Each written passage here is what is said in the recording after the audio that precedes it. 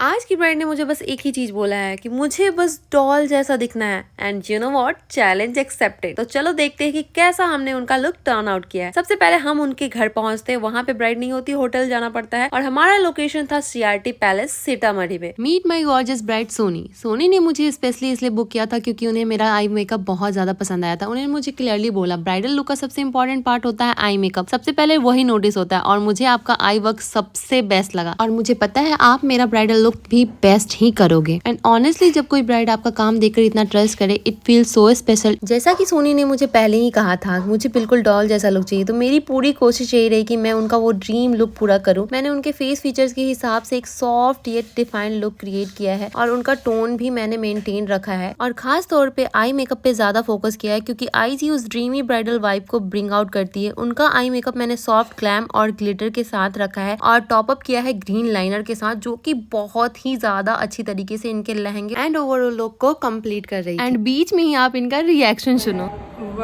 इनका वाव वाला रिएक्शन सुन के मुझे पूरा यकीन हो गया था कि मैं इस चैलेंज में पास हो चुकी हूँ। And look at the base right now. पहले फेयर लगा होगा बट देखो अब कितना ज्यादा सुंदर लग रहा है। एंड ये रहा इनका फाइनल लुक। आप मुझे कमेंट में जरूर बताना कि आपको ये डॉल जैसी लग रही है या नहीं लग रही है, क्योंकि मुझे तो ये ट्रूली एक बॉबी डॉल की तरह लग रही है, प्यारी सी गुड़िया की तरह लग रही है। एंड सबका फीडबैक भी बहुत ज्यादा अच्छा था, आप स्क्रीनशॉट देखो। हर ब्राइड का सपना होता है कि वो अपने ब्राइडल डे पे सबसे ज्यादा सुंदर दिखे, मेरा भी है। एंड जब ब्राइड मेरे मेकअप के बाद इतनी ज्यादा हैप्पी हो जाती है तो मुझे इससे ज्यादा खुशी किसी बात से नहीं मिलती है। बिकॉज हम मेकअप आर्टिस्ट सिर्फ मेकअप नहीं करते हैं, हम लोग उनके बचपन के ड्रीम विजन को रियलिटी में कन्वर्ट करते हैं, जो कि बहुत बड़ी बात है हमारे लिए। ब्राइड को हैप्पी एंड सेटिस्फाई करने के बाद मैं भी हैप्पी हो गई, अपने घर के लिए निकल गई थी। इतना सब कुछ करने के बाद थोड़ी सी थक भी गई थी, तो अपने बेस्ट फ्रेंड के गोदी में अपना सिर रखा और मस्त चिल करते हुए अपने घर पहुंच गई। Thank you for watching. मिलते हैं नेक्स्ट व्लॉग में। बाय।